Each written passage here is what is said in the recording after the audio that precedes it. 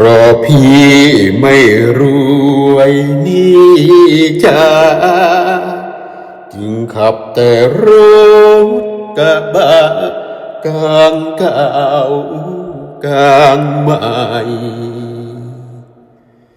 ขับปูเรงปูเรงไปทั่วแดนยังหาแฟนไม่ได้ทั้งสาวน้อยสาวใหญ่เขาไม่สนพวกคนโจรสาบจ้ารถพี่ไม่โกไม่รู้แต่ให้น้องตรองดูมันสู้งานทุกอย่างจะใส่แตงโมก็มันแม่สบายทั้งขาขายต่างๆแม้ได้น้องเที่ยงข้างก็ค้าขายคงได้กำไรท่วมทุนอย่ารังเกียจเลยน้องอย่าเพิ่งมองเป็นของเต่าตูนหนุ่มรถกระบะคันนี้แหละคุณที่มาอุดหนุนแต่ร้านคุณประจำถึงพี่ต่ำต้อยฐานะขับแต่รถกระบะ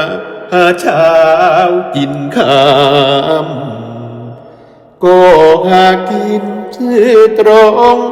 ไม่เคยโกงใครทั้งหัวใจไม่ตาม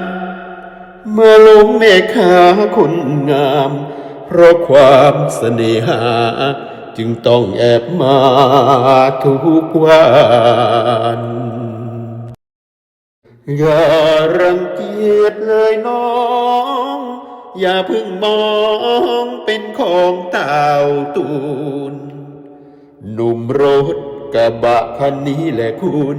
ที่มาอุดหนุนแต่ร้านคุณประจำ